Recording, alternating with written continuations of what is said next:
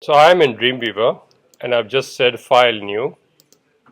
I'm going to create a blank HTML page with HTML5 because it just gives me a lot less code on the top.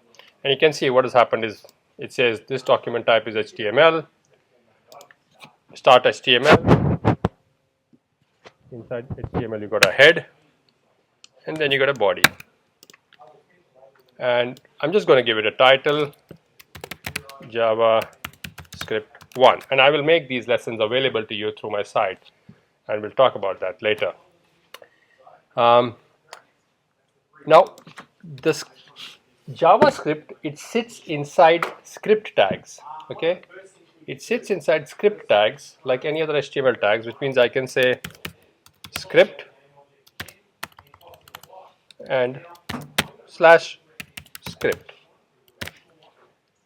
Because there are many types of scripts, you can basically say script type equal to, it's a text based JavaScript, so type equal to JavaScript.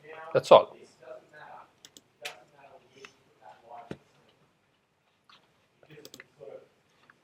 Now, whatever I write within this is JavaScript. Now, perhaps you know that this is a comment in HTML.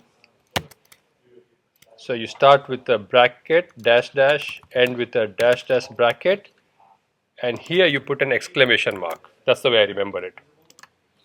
So this is an HTML comment. Okay. In JavaScript, as like many other language, this is a single line comment in JavaScript, which means this won't be shown on the page, it won't be treated as a part of a code. And if I wanted to put multiple lines, just like CSS, in CSS also you can comment. So whatever you use in CSS, slash star and star slash, that comments it out. Okay, so or double slash is what we'll be using most of the time for single line comments, and that's cool.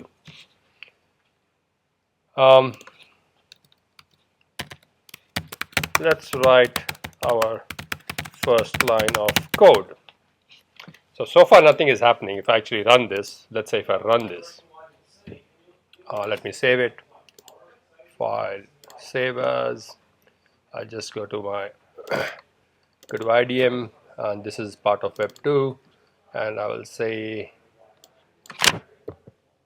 javascript1.html. So now if I actually run this,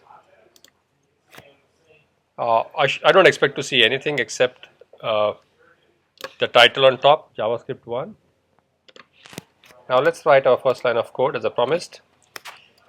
There is an alert function. There are pre-built functions. A function, and we will look at functions because we want to do something really a bit more nerdy. But there are pre-built functions like alert. Now what alert does is, you can say alert. It's a pop-up. It's an alert. Hello there. And I'll just save that. And if I come to Firefox, and I just probably reload it in Firefox, so I get an alert. Hello there. Bang. This is the first output statement we have learned, an alert box. Now, why does it have to be in quotes? It has to be in quotes because whatever you are typing, whatever you want on the screen, you need to put it in quotes, and then it treats it as it is. It doesn't care what is inside the quotes. I can say H, big, small, LL. That volume is a bit high. Can you reduce it? I can put hello. I can put hello there, and I can put numbers here. No problem. I could put numbers, mixture of numbers. It doesn't really worry about it, and when I refresh it, it puts that here. Okay, so whatever I put in alert comes here. The next thing I want to say is, if you want something on a page and you don't want it popping up, So a pop-up alert box.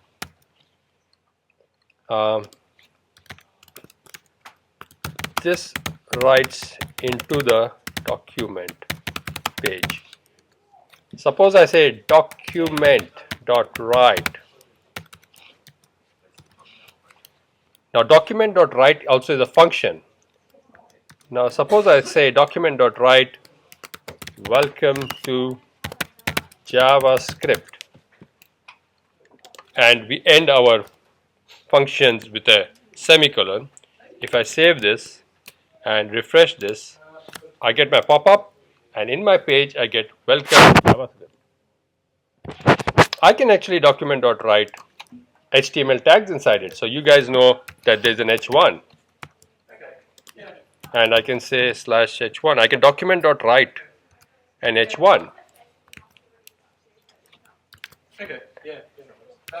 And if I was to refresh it, you will see that appears as an h1. Okay?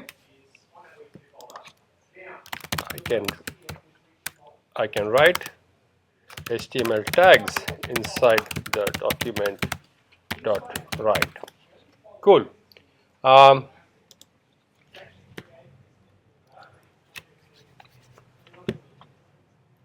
I'll do one more thing. Suppose in your page, suppose in your body, you had a, let's say you had an h2 tag. Okay, you had an h2 tag here, /h2, and I say something will appear here. I can actually say, I can use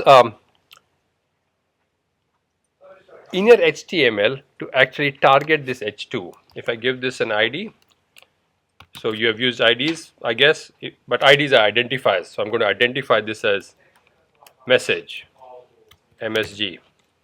So I've got a tag in the body, and I'm going to use JavaScript to write there. And I'll show you if I go to W3 Schools, w3schools.com, and if I look for inner HTML, I just want to make sure I'm giving you the right syntax. So inner HTML.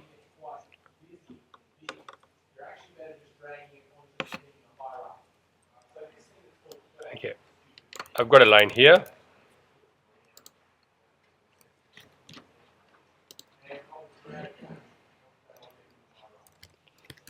This next line of JavaScript writes into a particular area of the page. Let me show you this first before I actually put that line. You can see that's the first message, that's the h1, and something will appear here. Now if I actually say document get element by ID, what is my ID? MSG. Get that ID MSG, catch it, and inside the HTML of MSG write, yep,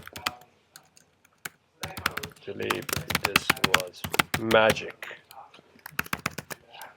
Save it and refresh it. First message, second message, something will appear here. Something went wrong. So dot get element by ID. Yes, I know what went wrong. The thing is, message is defined here at the bottom, right? When this line is executed, when it comes to this line, there is no message. And actually, if you see here, if you go to error console, tools, and I have error console, I will see an error. Document get element by ID is null. It is saying, hey, you know what? You have told me to get message. I can't find message. You know why? Because at this point in the page, when you're coming from top, there is no message. So I'm going to take this bit of code and I will put another script here. I can put script inside the body. I can put script inside the head. So I'm going to put a script here. Script. If I don't tell the page what type of a script it is, the HTML5 we'll assume it is JavaScript. Okay, now I'm going to make that same statement. Inside script, I'm going to say document.getElementById, because now there is an ID to get. See, the ID is here. So it's going to say get element by ID, and inside the HTML write delete. This is magic.